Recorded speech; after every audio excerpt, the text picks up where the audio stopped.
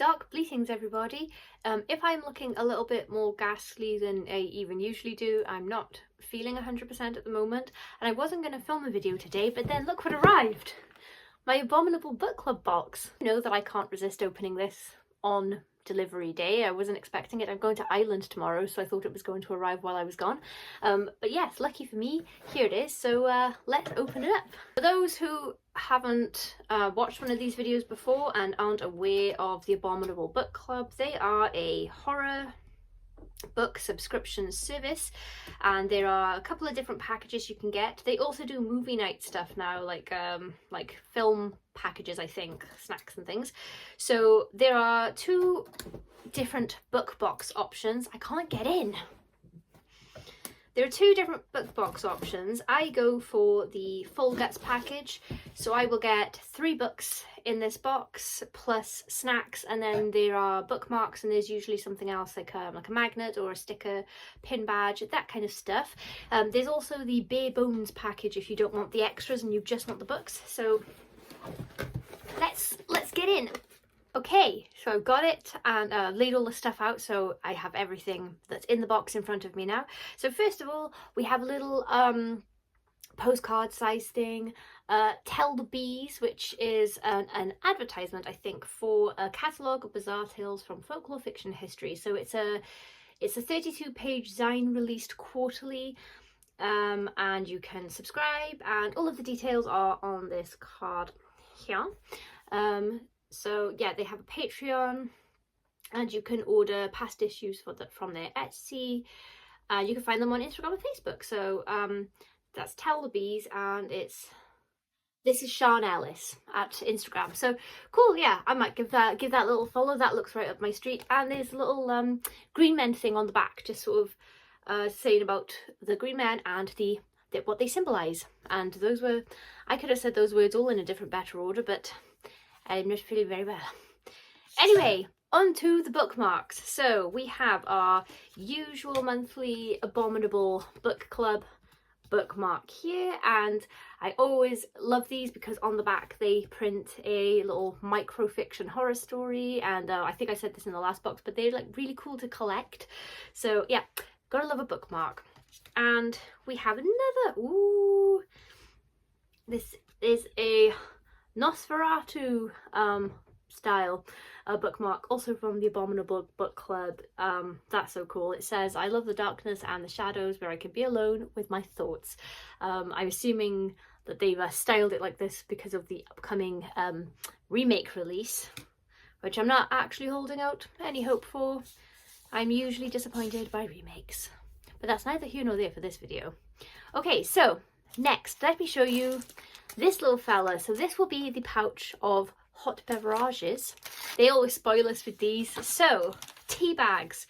We have got a Dorset tea. I think that's just, yes, that's a black tea. We have a Super Berries tea. I had my Super Berries tea from last month's box just this week. It was very tasty. Then we have a coffee bag. I love these. Not usually much of a coffee drinker, but for some reason I love a coffee bag. And we have a cappuccino sachet if you prefer. And my favourite, I'm so excited, the Galaxy hot chocolate.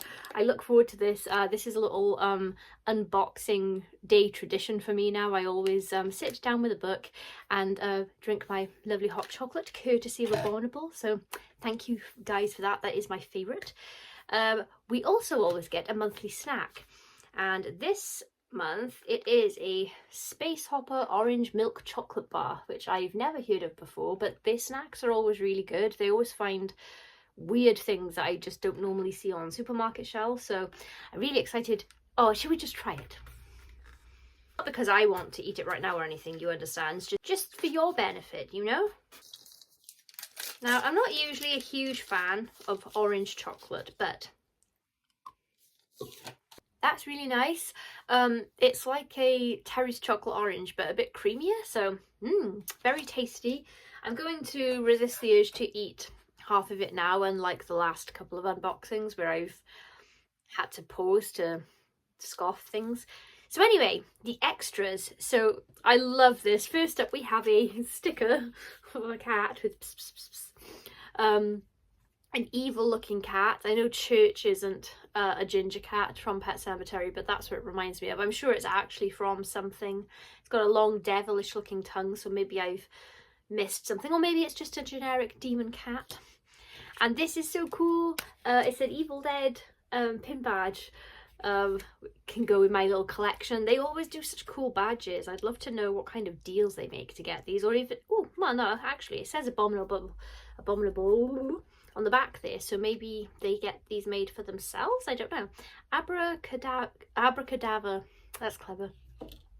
Okay, so on to the books. So first, this is an author I'm unfamiliar with, Smother Moss by Alyssa Allering. I'm sorry about my pronunciation. So yeah, I love the cover. Look at all of the I thought it was flowers for a second, but it's not. It's like tarot cards, I think, compass, and skulls with bunnies, of course. So that looks pretty cool. Shall we have a little goosey at the synopsis? In 1980s Appalachia, life isn't easy for Sheila. She takes care of her great aunt, the garden and home, and the rabbits, and forages for mushrooms in the forest, all while her mother works back-breaking shifts at the nearby asylum. But it's her peculiar little sister Angie who worries her the most. Angie is obsessed with nuclear war, Rambo, a Russian invasion of their community, and the ominous tarot-like cards she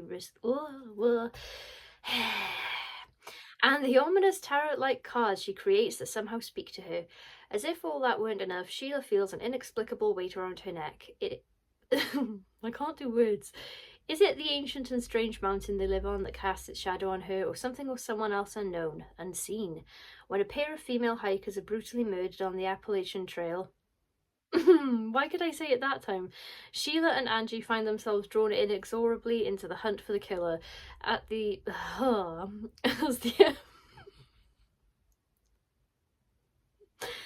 the ever-present threat of violence looms larger, the mountain might be the only thing that can save them from the darkness that threatens to consume their home and the community. I can only apologise for how I read that. Believe it or not, I had a couple of goes and that was the best take.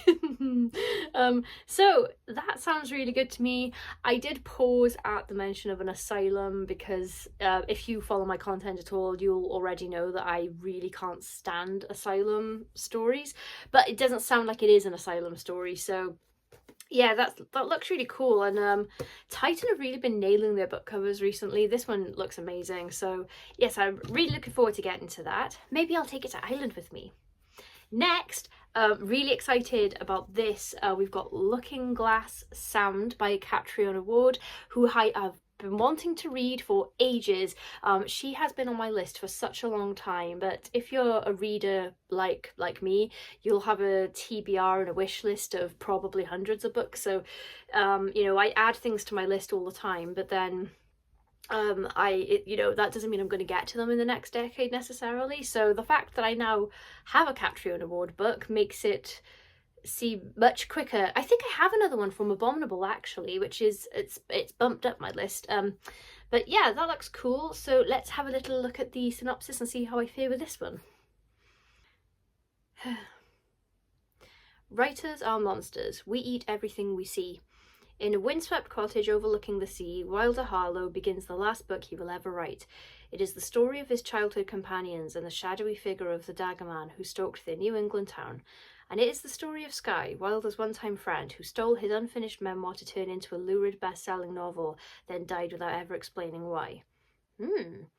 This book is Wilder's last chance for revenge, but as he writes, he begins to find notes written in Skye's signature green ink and events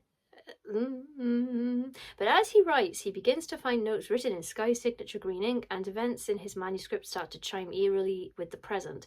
Is Skye haunting him? And who is the dark-haired woman drowning in the cove, whom no one else can see? With his grip on reality slipping, Wilder begins to fear that this will not only be his last book, but the last thing he ever does. I am quite compelled.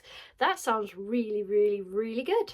Oh, we're on the final thing already because, like a child at Christmas, as usual, I tore through all of my books really or no, tore through the whole box really fast.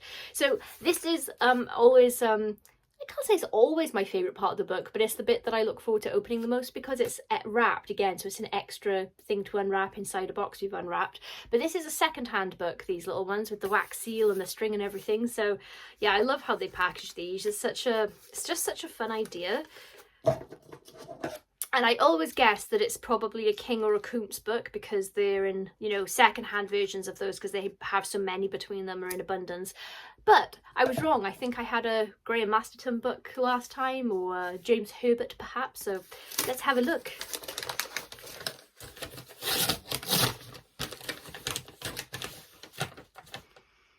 I am so happy and excited about this. Collected Ghost Stories of M.R. James.